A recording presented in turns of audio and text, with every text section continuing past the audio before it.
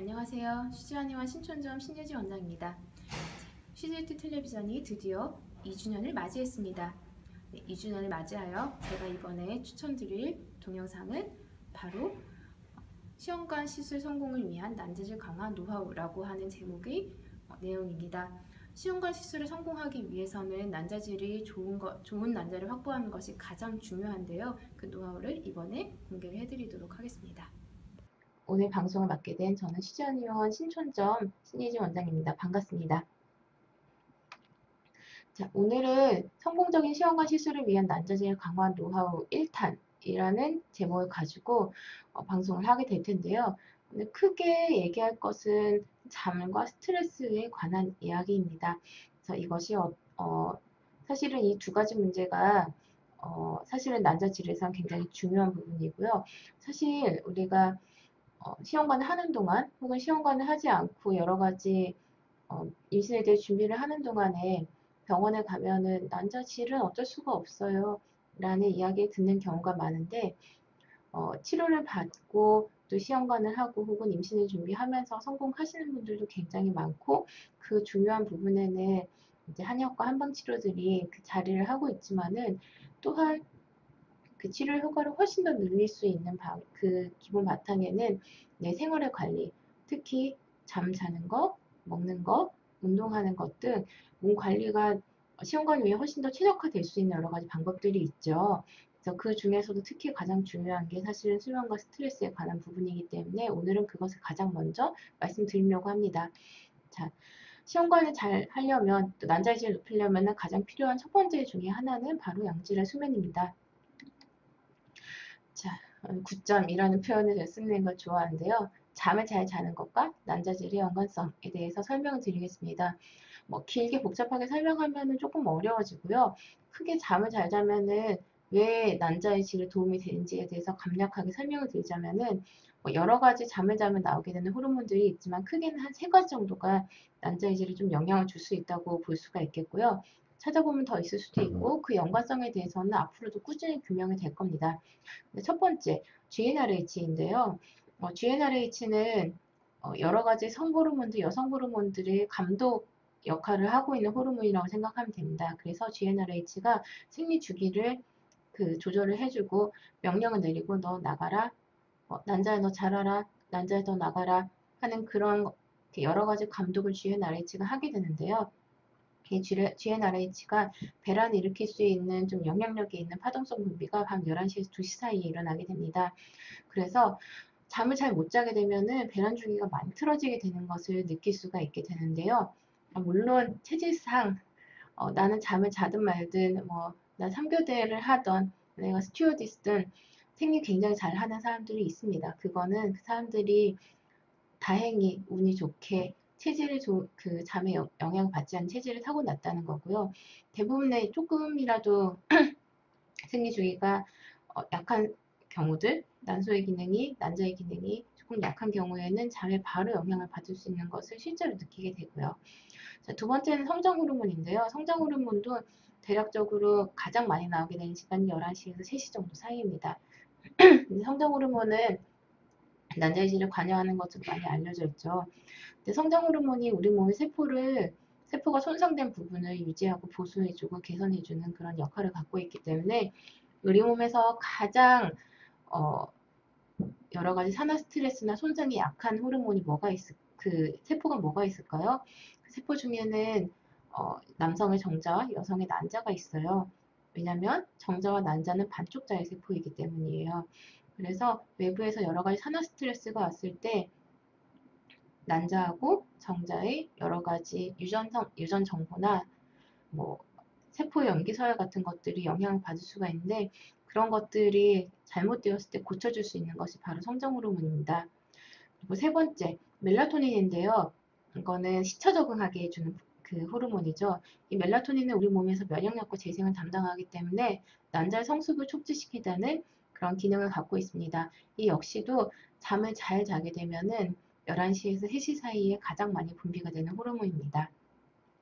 그래프를 가지고 보자면은 길게 보시진 않아야 되고요. 멜라토닌의 파동이 11시에서 5시 사이 정도, 그리고 LH 호르몬의 GnRH 호르몬에 영향받아서 분비가 되거든요. 그래서 특징적인 큰 파동이 1시에 11시에서 7시 사이에 있다는 거, 잠을 자는 동안 일어난다는 거 볼 수 있고요. 성장 호르몬도 10시, 11시에서 3시 사이에 가장 많은 양 분비가 된다는 걸 볼 수가 있습니다. 자, 그렇다면 한의학에서는 왜 붓잠이 필요하다고 이야기할까요? 자, 우리 몸을 이렇게 돌아가게 하고 우리 몸 보수하고 면역력을 만드는 그 큰 기를 우리 몸에서 위기와 연기가 있는데요. 특히 이 연기가 낮 동안에는 우리 몸 바깥을 움직이게 하고 순행을 하는데 잠을 자면은 그 시간 동안에 연기가 몸 안쪽으로 들어가서 그 안쪽에 있는 장기를 보수하고 고치고 음혈을 보충을 해주는 역할을 하게 돼요. 그래서 잠을 자는 동안에 연기가 몸 안쪽으로 들어오게 되는데 근데 눈을 뜨고 있으면은 그 연기가 몸 안으로 들어가지 못하고 계속 몸 밖을 순행할 수밖에 없거든요. 그래서 잠을 자지 않으면은 특히 밤 시간에 잠을 자지 않으면은 몸이 보수되고 치료되고 할 수가 없습니다. 특히 11시에서 2시 사이는 자시인데요. 이 시간에는 연기가 자궁과 난소, 족소음경을 돌면서 순행을 하는 시간이기 때문에 이 시간 놓치고 나면은 자궁으로 음혈이 보충이 되고 자궁이 보수되고 치료가 될 수 있는 시간을 놓치게 되는 겁니다. 그래서 11시에서 2시 사이의 시간에는 잠을 잘 주무셔야 됩니다. 그렇다면은 질이 좋은 수면이란 어떤 수면일까요? 자, 첫 번째, 하루에서 7시간에서 8시간 정도 주무시는 겁니다. 보통 20대, 20대 초반, 중반 정도까지는 하루에 4시간씩 자면서 놀기도 하고 일도 하기도 하죠. 근데 7시간에서 8시간 정도의 충분한 수면이 없으면은 우리 몸에서 어, 다치거나 손상이 된 세포들을 복구할 수 있는 시간이 없어요. 그래서 꼭 이 시간을 주무셔야 되고요. 만약에 낮에 4시간, 밤에 4시간 주무신다. 이것도 사실 별로 의미가 없습니다. 밤에 7시간에서 8시간 정도 주무셔야 되고요. 아까 전에 제가 11시에서 3시를 조금 중요하게 말씀드렸었는데요. 실제로 11시에 잠이 들어가 있으려면은 밤 10시 반 정도에는 잠자리로 들어가 있으셔야 돼요. 그래야 조금 뒤척이고 생각하고 여러 가지 정리하고 난 다음에 잠이 들어서 본격적으로 호르몬이 나오는 게 11시가 되거든요. 그래서 대략적으로 11시에서 한 6시, 7시 정도까지 자는 게 가장 시간적으로는 퍼펙트하다고 볼 수가 있죠. 자, 두 번째는 중간에 잠이 깨지 않고 주무시는 게 좋아요. 특히 소변 보느라 잠 깨시는 분들 계시죠? 몇 번 정도 깨세요? 사실은 제가 몸 상태가 좋아졌는지 치료를 하면서 몸이 개선되고 있는지를 점검할 때 가장 먼저 체크하는 것 중에 하나가 야간요입니다. 밤에 몇 번을 깼는지 혹은 밤에 몇 번을 깨서 화장실을 갔는지 야간요를 체크하는 이유 중에 하나는 밤에 잠을 잘 자면은 몸에서 항이뇨 호르몬이라고 하는 호르몬이 나와서 소변을 목만 돌도록 만들어요. 그래서 잠이 깊이 들면 소변이 안 만들어집니다. 근데 잠이 얕으면은 계속 소변이 만들어지기 때문에 자다가 깰 수밖에 없어요. 그래서 첫 번째, 자다가 화장실을 간다는 건 잠이 깊이 들지 못했었다. 두 번째, 화장실을 2번, 3번 왔다 갔다 하면은 잠이 자꾸 깨버려요. 그래서 깊은 잠을 자지 못하게 돼요. 그래서 야간요가 얕은 잠을 유발하고 얕게 자기 때문에 야간요가 더 심해지는 악순환에 들어가게 됩니다. 그리고 세 번째, 야간요가 자꾸 생긴다는 거는 하초, 방광, 자궁의 힘이 너무 떨어져서 소변을 잡을 수 있는 힘이 너무 약해진다는 의미예요. 그래서 보통 할머니들 보면은 밤새도록 화장실 가시죠. 한 9시에 피곤하세요. 주무세요. 11시 일어나고 1시 일어나고 3시 일어나고 5시 일어나서 화장실 가고 아 이제 다 잤다 하고 5시 일어나시죠. 그래서 화장실을 많이 간다는 거는 내가 완전히 폐경이 끝나고 난 다음에 할머니 상태와 비슷한 호르몬 상태라고 생각을 하시면 되세요. 에스트로겐이 잠을 도와주는 호르몬이거든요. 그래서 폐경이 일어나기 시작하는 갱년기에서부터는 거의 밤잠을 자꾸 설치게 되고 불면증과 야간류가 굉장히 이렇게 심해지게 됩니다. 확 빠르게요.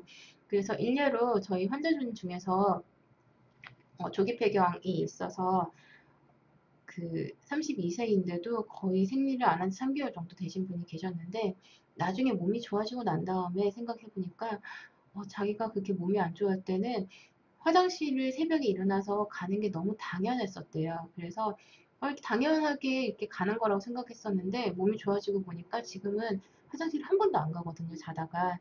그래서 몸이 정말 안 좋았었구나라는 거를 느끼셨다고 하고요. 그래서 야간요가 없어지고 그리고 잠을 잘 자고 그리고 생리를 하고 하면서 처음에 AUH 0.8에서 지금 2점대로 많이 올라가 있는 상태이시고 임신 시도하고 계십니다. 잠이 그렇게 중요합니다. 그리고 꿈은 안 꾸시는 게 좋아요. 꾸더라도 한 번 정도. 꿈을 꾼다는 거는 사실 우리가 잠을 자는 동안 계속 꿈을 꾸고 있거든요. 그런데 꿈이 기억날 정도인 거는 얕은 잠일 때. 그래서 꿈이 두세 번 정도 있었다고 하면은 얕은 잠으로 두 번, 세 번 정도가 내가 깨서 일어난 상태인 거예요. 그리고 일어났을 때 개운함을 느껴야 됩니다. 이거 중요하죠. 보통은 잘 못 느끼시죠. 요즘에는 많이 피곤해 하시니까. 그리고 아까 잠깐 낮잠에 대해서 얘기를 했었는데 자, 멜라토닌이 분비가 되는 그래프인데요. 아주 옅은 정도의 거의 어두운 불빛만 있을 때 멜라토닌의 농도가 새벽 밤 9시에서 8시까지 이렇게 올라갑니다. 그래서 실험을 했는데 차광을 한 상태에서 잠을 자도 역시 이렇게 많이 올라가는 게 보입니다. 근데 밝은 빛에서 잠을 자게 되면은 멜라토닌이 하나도 분비가 안 됩니다. 그러니까는 낮 시간에 잠을 자는 것이 멜라토닌의 형성에 별로 도움을 주지 못한다는 것을 볼 수가 있습니다. 그러면 깊은 잠을 자기 위해서 어떻게 해야 될까요? 저는 사실 이거 되게 중요하게 말씀드리는데요. 우리 사회가 옛날에 비해서 굉장히 밤 시간에 활동을 많이 해요. 옛날에 자연적으로 우리 몸이 생활을 할 때 자연에 맞춰서 생활을 하는 게 가장 건강한 생활이거든요. 근데 우리는 그렇게 하지 못하죠. 옛날에는 빛이 없었기 때문에 밝을 때는 운동하고 낮에는 밤에는 깜깜해지면 잠을 잤어요. 밤에 할 수 있는 게 없으니까. 근데 요즘에는 밤에도 너무 밝은 상태죠. 그래서 옛날 같으면 5시, 6시부터 어두워지기 시작해서 7시, 8시가 되면 잠이 드는 생활이었다고 하면은 지금은 12시까지도 너무 밝아요. 조명도 밝고 하는 일도 계속 신경을 써서 눈을 뜨고 TV 보고 스마트폰 보고 흥분이 굉장히 되어 있는 상태에서 바로 잠을 들려고 하니까 잠을 들기가 너무 어려워요. 그래서 내 흥분을 가라앉혀줄 여러 가지 루틴이 필요합니다. 영어로 리추얼이라고 하기도 하고요. 그래서 첫 번째, 반신욕을 해주시면 나의 흥분 좀 가라앉혀서 몸을 이완시킬 수가 있습니다. 두 번째, 복식호흡도 굉장히 도움이 됩니다. 눈을 감고 호흡에만 집중을 하면서 복식호흡을 하고 기운을 아래로 끌어내리면은 흥분되어 있었던 내 교감신경이 굉장히 아래로 가라앉으며 황진이 풀립니다. 세 번째, 이 복식호흡에서 좀 더 나가서 일전 명상 같은 것들을 하는 것도 도움이 됩니다. 이거는 복식호흡을 조금 더 집중을 하면서 하게 되면 명상으로 갈 수 있고요. 그게 아니면 따로 명상을 배우는 것도 방법이 됩니다. 네 번째, 일기 쓰기. 내가 하루 동안 있었던 것들을 잠을 자면서 원래 감정을 정리하고 학습할 건 학습하고 너무 괴로운 기억을 잊어버리는 게 잠이 해주는 일이거든요. 근데 그게 너무 이렇게 기분이 나쁘고 화가 나고 생각이 계속 나면은 그 생각이 누운 상태에서 머리에 또 잠을 자기 위해서 불을 꺼놓으면은 생각이 그 하나에 엄청나게 집중돼서 그 생각에 꼬리를 물고 하면서 그걸 엄청나게 묵상하게 되죠. 그래서 하루 있었던 기분 나쁜 일을 명상을 하게 됩니다. 그러면은 잠이 깊이 들 수가 없거든요. 그럴 때는 실명, 이 실명의 욕이 들어간 일기를 쓰는 걸 권해드립니다. 풀어내는 거예요, 그것을. 굉장히 도움이 많이 됩니다. 그 다음에는 되도록이면 아까 말씀드렸듯이 11시 이전 잠이 드셔야 되고요. 그 밖이 너무 이렇게 밝은 상태일 때는 암막 커튼을 사용하는 게 좋고 특히 수면 무드등 같은 것들 16스 이상의 빛이 수명을 방해한다고 하는데 이 빛이 어느 정도냐면은 물체를 겨우 인식할 정도의 약한 빛이거든요. 근데 이거보다 밝은 빛, 수면등 같은 거 켜고 있으면은 거의 멜라토닌이 잘 형성이 안 된다고 합니다. 조명이 없는 굉장히 깜깜한 상태를 만들어 주셔야 됩니다. 그리고 잠자리에서는 휴대폰과 컴퓨터를 완전히 하지 마시고 완전히 내려놓으셔야 되고요. 특히 잠들기 2시간 전부터는 음식과 음료 섭취를 금지해 주셔야 됩니다. 이유는 뭐냐면은 야간류로 수면 장애가 발생을 하기 때문에 야간류가 없도록 해줘야 되고요. 그리고 잠들기 2시간 전부터 당연히 음식을 먹으면 소화를 시키느라고 잠이 깊이 들어갈 수 없기 때문에 안 먹는 거고요. 음료는 어느 정도냐면은 자리끼 같은 거 절대 금지고요. 2시간 전부터는 뭐 딸기 하나, 뭐 토마토 하나 이런 것도 안 드시는 게 좋습니다. 그래서 완전히 수분이 전혀 섭취가 되지 않은 상태로 잠드는 걸로 원칙을 해주시면 좋겠습니다. 만약에 남편이 코골이가 너무 심한데 내가 잠을 잘 자지 못한다고 하면은, 이거 되게 권장하는 방법은 아니긴 하지만 시험관 이식이 끝날 때까지는 다른 장소에 자는 것도 방법이 될 수 있습니다. 이 상황은 특수 상황인 거고요. 잠을 자는 게 남편과 함께 생활하는 것보다 이득이 조금 더 크다면 바꿔드리는 상황일 뿐입니다. 제가 아까 잠들기 전에 명상과 복식호흡에 대해서 조금 많이 말씀드렸었죠. 그 이유가 뭐냐면은 우리 사회는 교감신경 굉장히 흥분이 되어 있는 삶을 살고 있거든요. 근데 자율신경엔 두 가지가 있어요. 교감신경과 부교감신경, 흥분과 이완입니다. 그래서 교감신경은 일종의 원시신경이라고 생각하면 되는데요. 이렇게 바늘처럼 끝이 바짝 서 있는 상태를 만들어주는 게 교감신경이에요.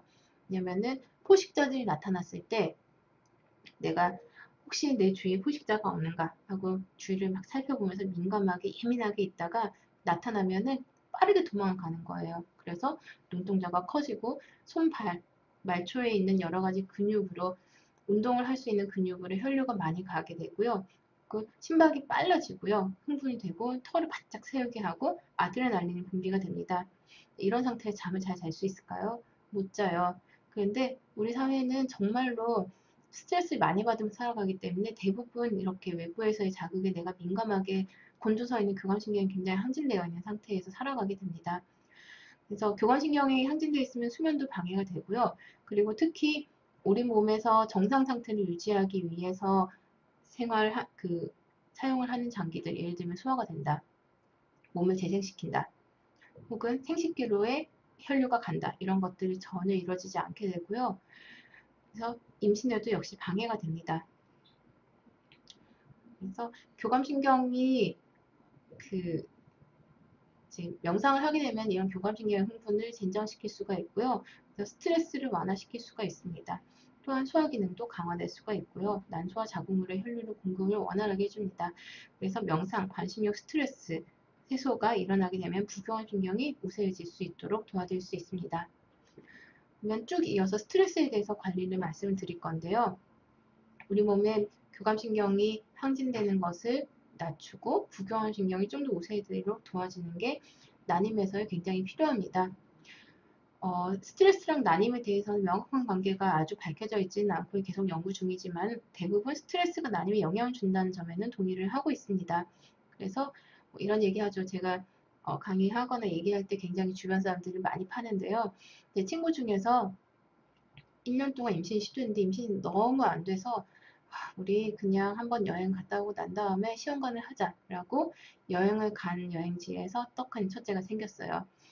그래서 우리는 임신이 잘 안 되는 부부니까 둘째는 어떻게 할까 고민을 하는 도중에 피임을 안 했는데 둘째가 갑자기 생겼어요. 그러니까 임신을 해야 된다는 그 스트레스가 오히려 임신을 방해를 하는 거예요. 그리고 임신에 대해서 별다르게 스트레스나 의무감 같은 걸 갖고 있지 않은 상태에서 임신이 시도한 것은 임신으로 굉장히 잘 연결이 됩니다.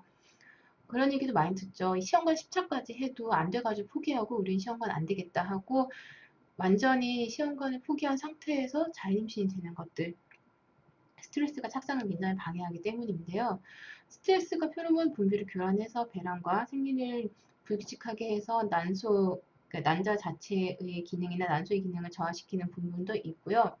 또 하나는 프레그네놀론이라고 하는 그 호르몬 전구 물질이 그 스트레스 호르몬도 만들고 혹은 성호르몬도 만들 수 있는데 만약에 스트레스가 너무 과다된 상태이면은 프레그네놀론이 코티솔 스트레스 호르몬을 만드는데 너무 이렇게 많이 사용이 되다 보니까 성호르몬을 만드는데 좀 덜 가지 않을까, 원료가 부족해지지 않을까 하는 그런 추측도 하고 있습니다. 이것도 일설입니다.